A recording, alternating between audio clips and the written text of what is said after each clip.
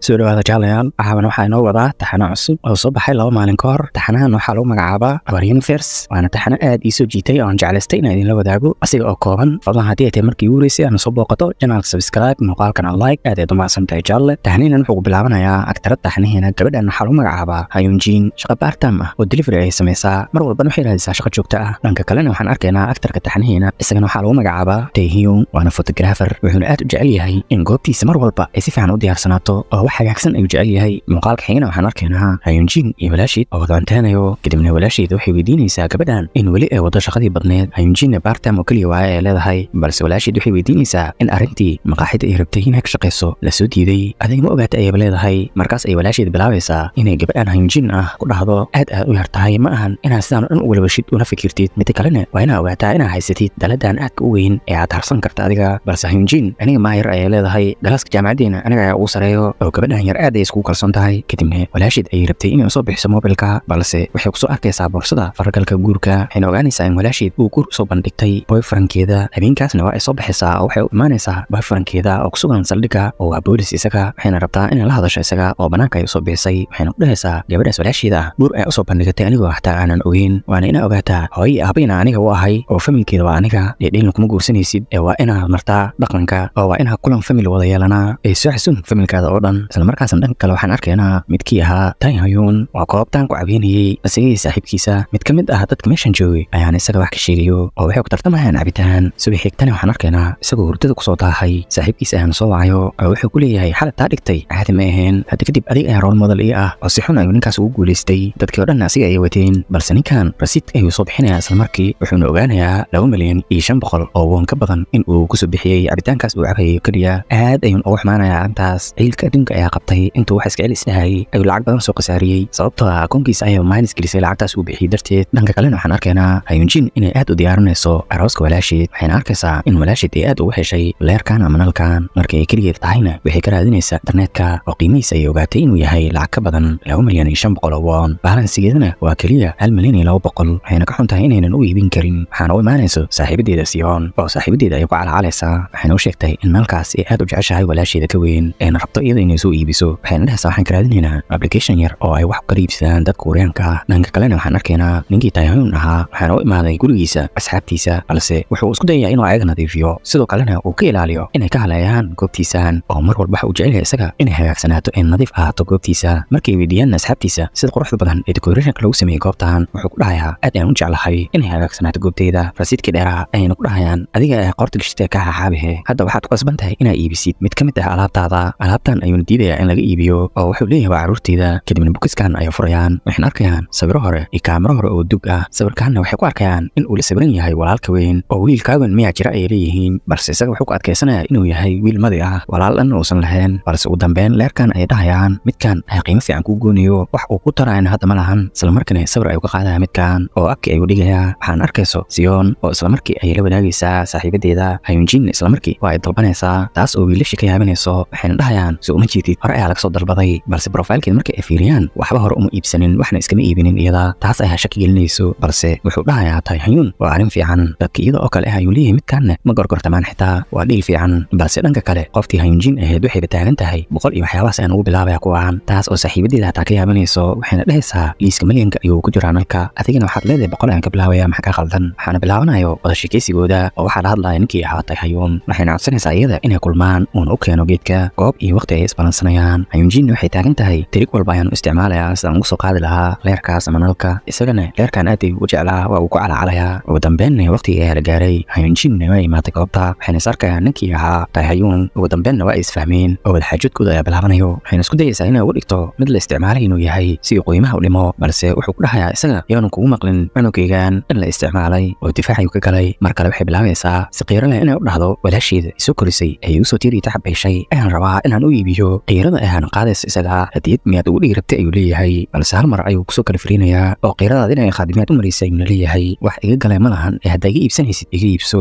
been maad u maraysay ay leedahay runteeda waaye. Isagana wuxuu dhahayaa haddii aad ogaa lahayd inaan aniga kusoo koray xerada agoonta sidaas mabay dhihi laheen oo waxyaabahaas beershileec mabuu ka arki. Markaas ay bilaabaysaa inay dhahdo sideen ku ogaan karaa waxaan inay feeg yihiin in kale. waa uu soo duduubtay waa inaa furtaa ayna leedahay oo qaaxi ah ayna soo galeen oo waxay hubinaysaa iyada in uu fiican yahay in kale wax xabtina xataa kuma arkayso taas oo aad u yaabisay. waxayna waxayna dhahaysaa isla markii waan qaatay waan rabaa waxayna barbabaysay in uu shidmayo oo si fiican qurux badan ayuu shidmay wayna ka heshay iyada waxayna rabtaa in sawir looga qaado isaga ayayna u dhiibaysaa moobilkeeda si uu u sawiro balse sawirka wuxuu ka qaadayaa isaga keliya layarka ama nalalka oo iyada dhan baluur ayuu ku furayaa inaa sawira ma isku malaysaa ayuuna leeyahay moobilkeeda inuu xariisto ayuuna dhahayaa ma iibsanaysaa mise ma iibsanaysid iyadana leerka ay ku dhegaysaa waxayna dhahaysaa aniga maa ku dhahay ma iibsanayay oo waxay aad ugu baqaysay inuu isbedelay ninkan intaa lacagta ka bixinaysid aniga ayaa iska leh si ayuu leeyahay geedka inuu ka qaato ayuu rabay balse waa iskula dhagayaan oo dhulka ay ku dhacayaan labadooda leerkii oo dhici rabana isaga ayaa qabanayo oo waa uu ka ilaaliyey in uu dhulka ku kala jabo balse markii ay fiiriyaan si layaab leh ayuu u jabayaa weytaradana waxay ka codsanaysaa inay iskaga tagaan goobtan maadaama dadkii meesha jooga oo dhan ay la yaaban yihiin kuwan waxa isku hahaystaan halkaas ayna ka soo baxayaan waxayna dhahaysaa mawrabibo nal jabsan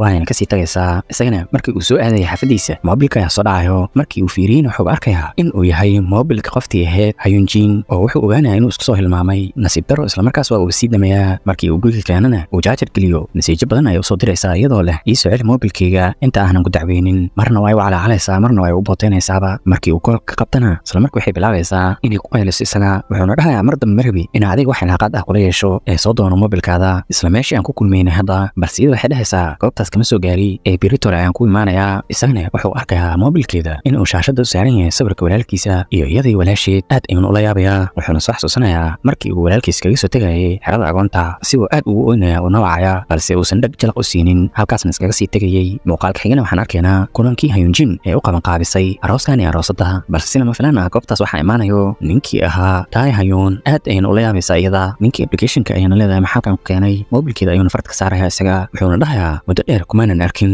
walaalkayga taasoo aad u yaabanaysa iyaga walaalkaana aad ayuu la yaaban yahay walaalkiis siduu ku imaaday goobtan wuxuuna dhahayaa ninkan Tae Hyun ah noo bilaaba cuntada oo cuntunuhu ay hor galay taas oo Hyun aad u yaabanaysa ciil ayaana ka hayo ninkan oo cuntada ku hor cunaya markii ay goobtaas ka soo baxaanna wuxuu ku dhahayaa adiga dartaada ayaan walaalkaygii dib ugu arkay waana kaaga mahad celinayaa iyadana waxay dhexaysaa shalay soo iguma dhehinin agoon ayaan ahaa Tae Hyun wuxuu dhahayaa waad maqlaysay inaan dhahay sanado badan kuma arkin oo hadda ma walaalkiis ayaa tahay ay leedahay asigoo kaa sheekeynaya ma u maqlini taas oo aad ugu nixinaysa isaga waxayna sii dhahaysay isaga walaalkaaga wuxuu badhahayay famil ma lihi sidaas miyuu dhahay ayuuna dhahayaa halkaas ayuu kasoo tagay Tae Hyun sigoo aad u xanaaqsan dhanka kalena waxaan arkaynaa walaalkiis in la weydiinayo inuu ahaa wiilkaas wiilka uu sheegayay xaaskiisaan ha ayuuna dhahayaa isaga inuu si goonaha ula hadla ayuuna rabay balse isaga ayaaba imaanaya goobtaas Tae Hyun wuxuuna arkayaa in keega ay diyaarsadeen familkan uuba yahay keliya 3 qofood asigana lagu darsanin bay xisaabta gabadhan ayaana weydiinayso waxa uu qabto nolol ahaan wuxuuna dhahayaa ma ogtahay walaalkayga waxa aan qabto oo uuna la yaaban yahay isaga wuxuuna u sheegayaa in photographer uu yahay hadda mataqaanaa ayuuna ku dhahayaa walaalkiisa sababtaan photographer u noqday waxay weydiinaysaa haddana da'diisa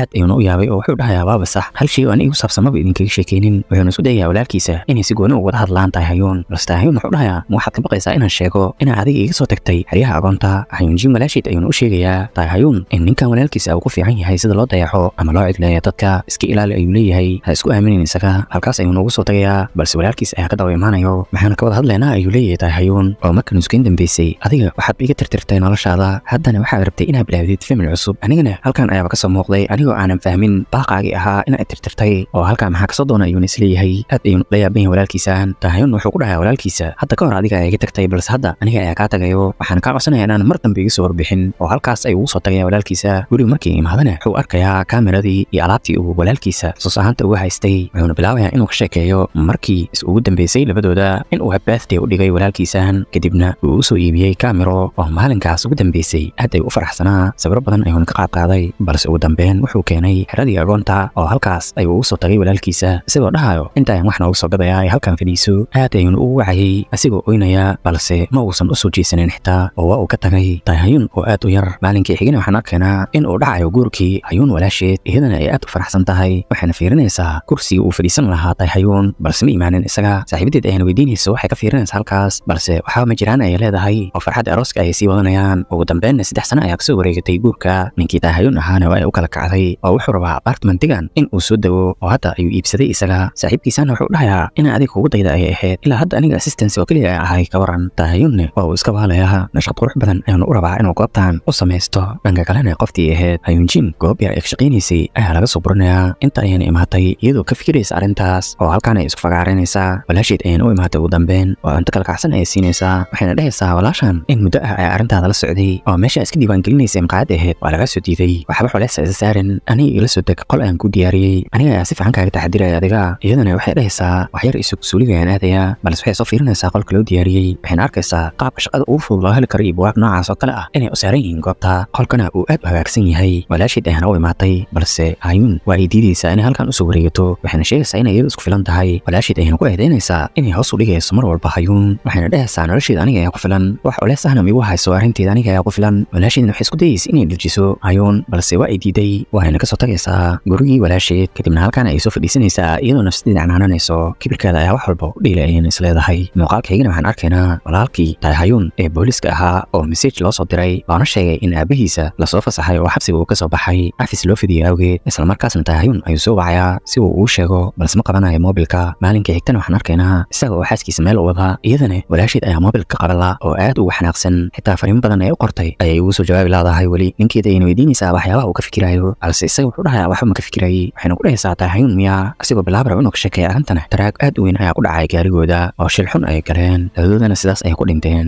muuqaalkayna waxaan arkaynaa Hayunjin oo dalbanaysa shaqadii maqaayadda. isla markaasna waa la soo wacayaa, waxaana loo sheegayaa in walaasheed ay dhimatay. sidoo kalena Hayun waa la soo wacayaa, waana loo sheegayaa in walaalkiis uu dhintay. Hayunna xasuus dheer ayay galaysaa oo walaasheed ah. sidoo kale ninkii ahaa Hayun aad ayuu usoo xasuusanaya isagana walaalkiisa, balse waxaa la gaaray tacsidooda. qoftii ahayd Hayunjinne waxay ka shalaanaysaa in walaasheed ayagoo isku dhacsan yihiin ay ka dhimatay, waxayna dhahaysaa adigoo sidaas aaminsan inaa iga tagtid ma aheen. tacsidina waa uu imaanayaa ninkii ahaa Hayun. sidoo kale guriga waxaa ka soo baxayo wiil yar oo lagu magacaabo Wujo ee dhaleen labadii dhintay. dadkii oo dhanna waxay dhahayaan alla nasiib darana wiilkan yar oo labadiis waalid ayuu bawaayay. Hayunjin ayaana soo qaadaysa isaga oo aad u yoonaya, balse isaga marabyo waa uu ka soo tagayaa. wuxuu u imaanayaa ninkan Hayun ah, isagana inuu kasii carrar ayuu rabay. wuxuuna arkayaa qof shay culus wada oo soo socda. cunuga yaraa ayuuna isla markii qabanayaa isaga. Hayunna waa uu soo kala tuuray oo qofkii shayga culus wada ay kor dhacday, sidaas ayuuna gacanta dhaawac ugu soo gaaraya iyada. waxaana laga wadayaa goobtaas si loo soo daaweeyo. Hayun ayaana tacsida sii kala wadaya, wiilka yarna sii haynaya. booliskii la shaqaynaya walaalkiisana waa ay u imaadeen, si fiican ayayna ugu tacsiinayaan. nin fiican inuu ahaa ayna u sheegeen, balse isaga warkaas dhan kuma socdo. waxaana u imaanayo mid ka mid ah dadka tacsida dadka u dhigo, wuxuuna dhahayaa maxaad dooranaysaa cuntada dadka la siinayo, balse wiilkan yar ayaa dooraya cuntadan, wuuna ku raacaya isaga. mar kale ayuu haddana u imaanayaa ninkii, wuxuuna rabaa waxyaabo badan oo ku saabsan tacsida in uu doorto. ninkan optionka koowaad ayuu wax walba ka dooranayaa oo mar la iga boobsi ay ka tahay. isagoo mashquulsan cunuga yaraha ayaa u imaanayo. markii uu diidane oohinayo meesha uu camiranayaa, wuxuuna iskaga sasabayaa chocolate yar.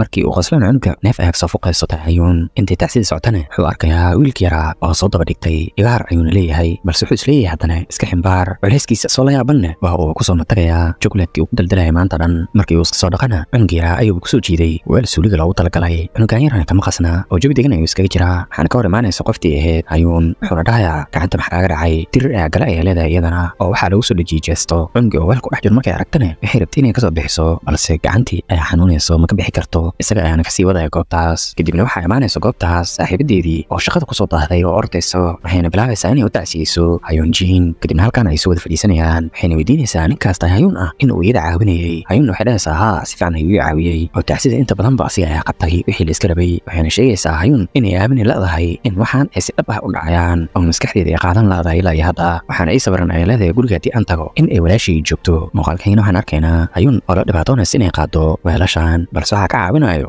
Hayun. sidaas ayna tacsidooda kusii wadanayaan. markii tacsidooda usoo dhammaatana waxay la soo fadhiisanayaan ninkii ciidanka ahaa isla shaqayn jireen Hayun walaalkiisa. wuxuuna dhahayaa labadiina mid ka mid ah waa inuu qaataa wiilkan uuna koriyaa isaga, haddii kalena waxaan geenaynaa meel lagu koriyo. Hayunna waa uu diidayaa inuu qaato wiilka uuna koriyo isaga. waxyaabo badan ayuuna ka tirsanaya walaalkiisa, halkaas ayuuna iskaga tagayaa isaga. Hayun waxay dhahaysaa aniga ayaa korinaya wiilkan Wujo ah oo halkaas ayay kasoo wadaysaa. ninkii Hayun ahaa ayaana alaabtan kasoo qaadayo, tagsigana u saarayo. wuxuuna dhahayaa intaan ayaan iskeen dambeyso wax kale makuu qaban dooni ee mar kale yaanan kulmin. cunug yaraa xataa wuxuu ku dhahayaa yaana mar kale kulmin. wuxuuna siinayaa hadiidiisii ugu dambeysay oo chocolatekii ayuu siinayaa. halkaas ayuuna ugu soo tagayaa labadooda.